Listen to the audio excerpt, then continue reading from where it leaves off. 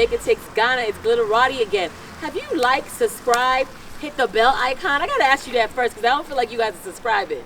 But without any further ado, today is not such an, to me, it's not exciting as a part, but it's a part of history that we have to learn about the slave trade. So we are at Assin Manso, which is the last place where slaves that were taken into all the different slave dungeons in Ghana took their last bath. So walk with me as we talk to the ancestors, see the ancestors, and learn more about the horrific transatlantic slave routes. It's Glitteratie.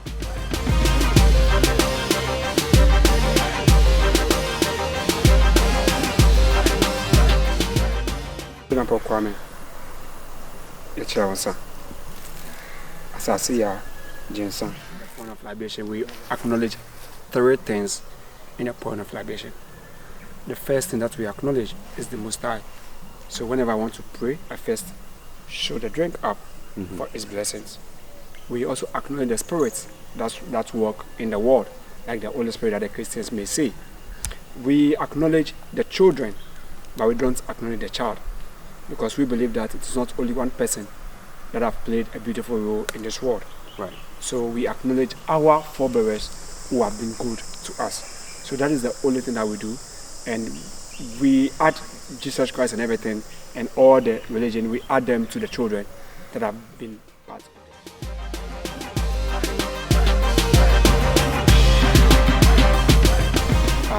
Assin is a tree word, which is a language spoken by the Akans.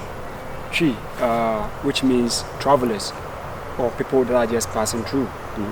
So research has it that majority of the people that formed this community were some of the captives who managed to escape. But because we didn't know how to return to where we were captured, we formed part of this community. Okay. Now, when the slave market was situated in here, all the Assin people were trading in our community. So it gave our name Manso. Manso basically means the capital. So Assin Manso means people that are just passing through, but this particular place is the capital of all the Assin communities. Assin Manso you see today was the greatest pool for the adoption of individuals, family, friends, relatives across the Atlantic Ocean to work on plantations. It was the biggest slave market during the transatlantic slave trade, as documented by one British historian in a person of W.E. Ward in his book entitled The Short History of Ghana.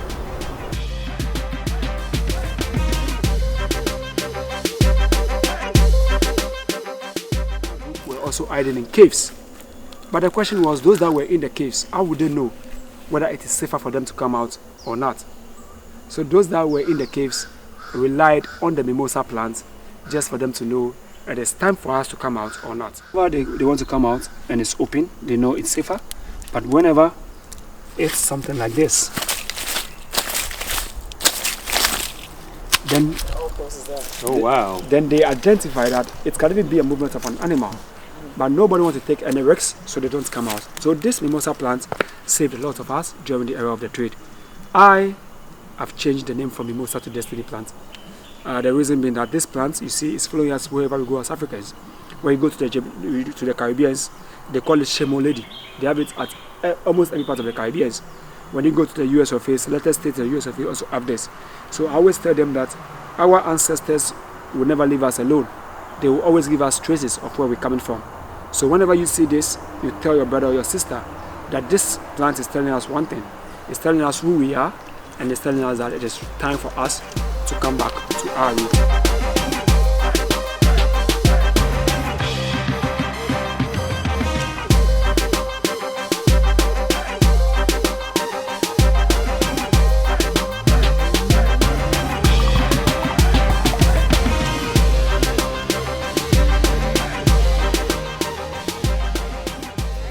We're making the journey towards the last bath in Assin Manso, but I just wanted to point out the bamboo plants. These are what were used to scrub them because there was no soap, there was no anything. So the bamboo things, and bamboo things are not the softest plant to use to wash your body. So imagine that. But we're going to learn some more as we're walking towards there. We're about to enter.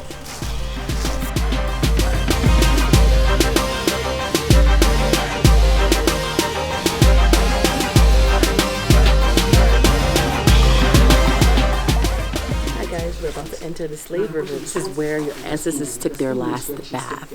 It's not a welcome, but it's just for you to learn about our history and learn the fact that our ancestors went through a lot for us to be where we are today. That's why we have to keep on empowering each other as Africans. So, buy black, TRUBAKER.com.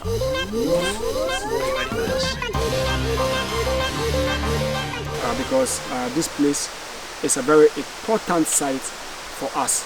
Because most of our brothers and sisters lost their lives. Most of them were buried down there. We call the place the Bamboo Cemetery. Most of their blood was spilled in this river. This was the same place most of the people cried, and even most of the people committed suicide. So in terms of the powers of the spirit realms, we have a lot of it here. So whenever we come here, we should never treat this place as a place for sightseeing or just history. But we should rather come together as Africans, and we should cry our heart out to our ancestors, and we should appreciate their roles in our lives.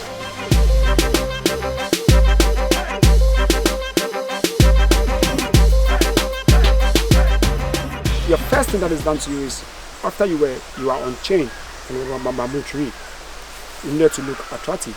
So they first use bottles, broken bottles, to shave you, for you to look a little bit better. And in the process of shaving, you realize that almost all of them have cuts, deep cuts with blood oozing out. While the blood is coming down, it is when sometimes we start to cry. Sometimes we curse ourselves for making those things happen. Sometimes we don't even know what to say because the pains were so much. Sometimes we ask ourselves, where can we go to tell these people to stop this thing to us? Because we were living in harmony, we were living together. At least we could have some differences between ourselves, but we were even living in a better way. People were so much in pain that they even resorted by taking their own lives. So after that journey, they drug you with all the blood oozing out, and those people will be here very much happy because at least they are seeing the strongest of us. People that couldn't stand it, they were just killed. People that fought, they labeled them rebels. But for us, we call them freedom fighters because they fight for their lives.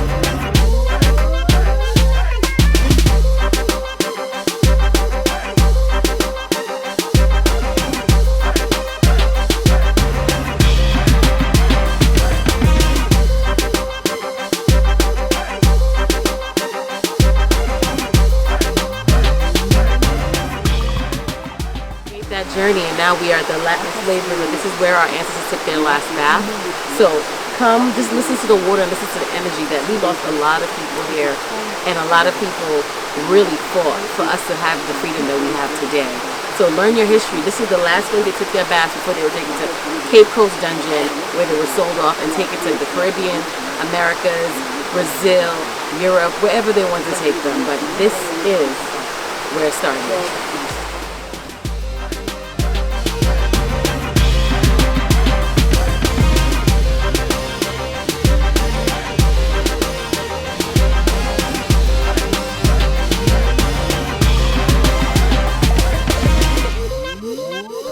I always say to my brothers and sisters that you don't need to go through a DNA test before you be able to know where you're coming from. Because our spirit always tells us what is our next step. Sometimes you can go to US of A, sometimes you can come to South Africa, sometimes you can come to Ghana, but you realize that there is one particular aspect you feel so connected to, and that is where you should believe you're coming from. I don't believe in people telling me I'm coming from Ghana, and I'm coming from Nigeria, and I'm coming from Togo. I don't believe in that. I always tell them that you come from Africa. So when they ask you where you're coming from, you tell them, I am coming from Africa, and every part of Africa, that is where you're coming from.